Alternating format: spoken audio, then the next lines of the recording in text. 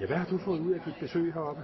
Jamen, jeg hørte over min nabo, at der er sådan en sundhedstest her på Kostrup skole, og så nu har jeg fået startet med højdemåling og vægtmåling og fedtmåling, og jeg er glad for at få det målt op, og de ligger i grønnområdet. Hvad er der andet heroppe, du sådan vil... Jamen, nu skal jeg lige prøve lungerne med hensyn til rygning. Er du ryger? Jeg er ryger. Den 5. maj kunne borgerne på Høje Kolstrup få et næsten totalt overblik over, hvordan det stod til med deres helbred. Aabenraa Kommunes sundhedscenter var flyttet ud og tilbød sig med både bus og sundhedscafé i og foran Agora. Det er normer. Det er det hedder, ja. Og du hviler bare. Blodtryk, blodsukker, kondital, fedtprocent, lungefunktion. Alt kunne blive testet og målt hos de, der frivilligt henvendte sig.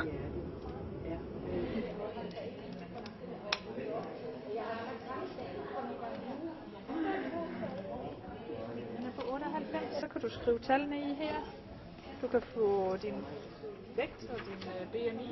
5% kan du få over på den første stand. Den har du fået. Ja, men så ikke skrive den her.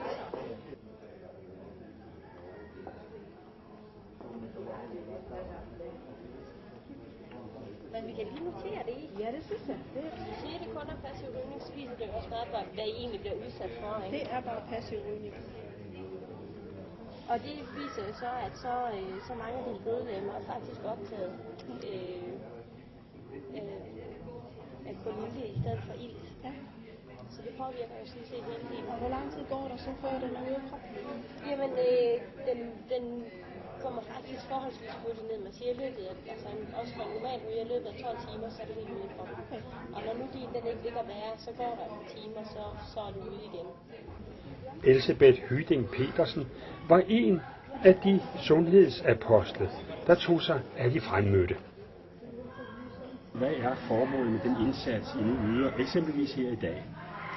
Vi har en sundhedscafé, som vi afholder cirka hver halve år, og som vi afholder rundt omkring i kommunen, fordi vi gerne vil komme ud der, hvor folk er, i stedet for at vi bare sidder og putter os. Det er nu ikke noget, vi gør så meget, men sådan at sundheden kommer tæt på den enkelte borger, i stedet for at være sådan et stort overordnet, abstrakt begreb.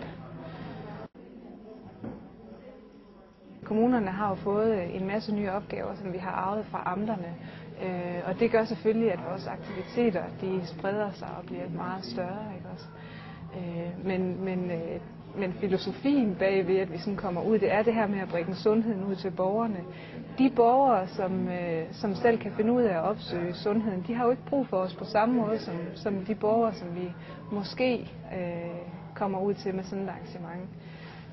Det er jo sådan, at dem, der har det største behov for sundhed, for en eller anden sundhedsfremmende indsats, de har ofte ikke så mange ressourcer til selv at opsøge dem. Så det er sådan derfor også, at vi prøver på at komme ud. Ved samme lejlighed foretoges den officielle indvielse af kommunens sundhedsbus. Det var Carsten Meyer Olsen, der tog sig af den del af festlighederne. Det er også en fornøjelse at stå på stedet her, og så skinner solen jo også, nemlig på Høje Kolstrup, hvor vi med bus, men også med andre initiativer, håber, vi kan som kommune begynde at gøre en forskel. Og jeg tror, det er begyndt at virke. Se, vi har jo en sundhedspolitik i Aabenraa Kommune, og den er lang og tyk, men essensen i den handler lidt om, at vi som udvalg gerne vil være med til at gøre det sunde valg lettere for folk i den her kommune, hjælpe folk til at gøre det sunde. Ideen er jo at få os til at vælge det sundere liv. Og her har vi den opfattelse, at børn hvis de tidligt lærer de her kramfaktorer, og tidligt bevæger sig, får noget ordentlig mad, samtidig med, at de lader være med at ryge, og lader være med at drikke, har deres debut meget sent, så har de chancen for, når de er i vores alder, egentlig at blive de her år ældre, med god livskvalitet. Og det er jo det, der er ideen i det hele her. Ikke kun at blive 100 år gammel, men at blive 100 år gammel, mens man er frisk, rask og rørig. Jeg vil meget gerne erklære sundhedsbussen for indviet.